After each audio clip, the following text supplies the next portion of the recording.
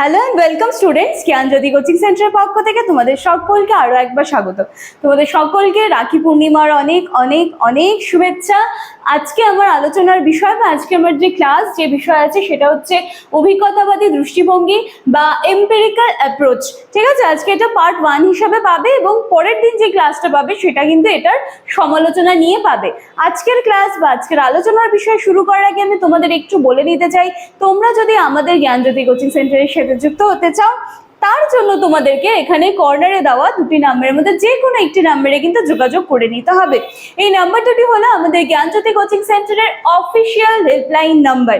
এই নাম্বারে কল করলে তোমরা তোমাদের কোর্স ফি নিয়ে যা কোয়ারিজ আছে, যা সাবজেক্টস নিয়ে যা কনফিউশনস আছে সমস্তটা কিন্তু একেবারে ক্লিয়ার করে নিতে পারবে।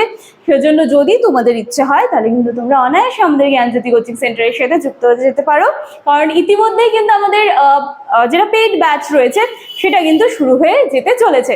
কথা না বাড়িয়ে আমি একেবারে আজকের আলোচনায় কিন্তু চলে আসি।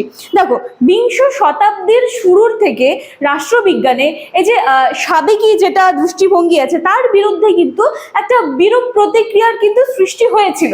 ঠিক আছে, বিংশ শতাব্দীর শুরুর থেকে। তো এইরকম একটা অবস্থায় দাঁড়িয়ে বর্ণনামূলক বিশ্লেষণের ধারাটাকে বর্জন করে আত্মসামাজিক বিজ্ঞানের সহযোগিতার প্রেক্ষিতে, ঠিক আছে, ব্যাপক অভিজ্ঞতাবাদী তত্ত্বের ভিত্তি প্রতিষ্ঠার জন্যই কিন্তু একটা আন্দোলনের আবির্ভাব ঘটেছিল। এবং এই যে অভিজ্ঞতাবাদী দৃষ্টিভঙ্গি এর মূল কথা ছিল যে জ্ঞানের প্রকৃত উৎস। ঠিক আছে, এর মূল কথা ছিল জ্ঞানের প্রকৃত উৎস। এবং এই অভিজ্ঞতাবাদী দৃষ্টিভঙ্গির কিছু প্রবক্তারা ছিলেন যাদের নাম আমি এখানে একটু লেখার চেষ্টা করছি, আশা করছি তোমরা দেখতে পাচ্ছ। ইনারা ছিলেন Graham, Wallas, বেন্টলে, Merriam, Truman, Simon প্রমুখ, আরো অনেকেই কিন্তু ছিলেন। ঠিক আছে, এবার এর বৈশিষ্ট্য যেটা আছে সেটা নিয়ে আমি একটু আলোচনা করি। দেখো, আমি এখানে লিখেছি যে তথ্য সংগ্রহ ও বিশ্লেষণের ক্ষেত্রে যুক্তিবাদী কাঠামো গ্রহণ করে অভিজ্ঞতাবাদী দৃষ্টিভঙ্গি। মানে অভিজ্ঞতাবাদী দৃষ্টিভঙ্গিতে যে ইনফরমেশনগুলো গ্যাদার করা হবে বা সেটাকে যখন বিশ্লেষণ করা হবে সেই ক্ষেত্রে কিন্তু যুক্তিবাদী কাঠামোটাকেই কিন্তু গ্রহণ করা হয়। ঠিক আছে, এরপরে রয়েছে আন্তঃসামাজিক বিজ্ঞান কেন্দ্রিক আলোচনা। আন্তঃসামাজিক বিজ্ঞান কেন্দ্রিক আলোচনার প্রাধান্য পায়, অর্থাৎ এই দৃষ্টিভঙ্গিতে সমাজ বিজ্ঞানের অন্যান্য ভাষার সঙ্গে ঘনিষ্ঠ সম্পর্ক কিন্তু বজায় রাখা হয়। ঠিক আছে, অন্যান্য ভাষার সঙ্গে ঘনিষ্ঠ সম্পর্ক বজায় রাখা হয়। এরপরে 3 নম্বর বৈশিষ্ট্যতে বলেছে যে বাস্তবতার মূল্য নিরপেক্ষ বিশ্লেষণের ওপর গুরুত্ব কিন্তু আরোপ করা হয়।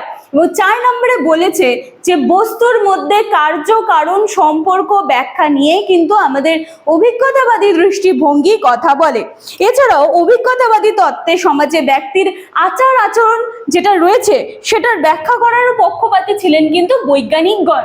তো এই ছিল হচ্ছে আজকে তোমাদের অভিজ্ঞতাবাদী দৃষ্টিভঙ্গি, যেটা কি কোন পরিপ্রেক্ষিতে এসেছে বা তার বৈশিষ্ট্যগুলো কি সেটা কিন্তু আমি একটু আলোচনা করে দেওয়ার চেষ্টা করলাম। আশা করছি তোমরা বিষয়টা বুঝতে পারলে, এটা নিয়ে কোনো কনফিউশন তোমাদের থাকবে না।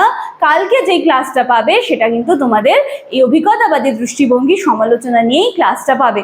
আজকের ক্লাসটা এখানেই থাকছে। ক্লাসটা ভালো লাগলে লাইক, কমেন্ট, শেয়ার, সাবস্ক্রাইবের আশা রাখলাম। দেখা হচ্ছে পরের দিনের ক্লাসে। Thank you.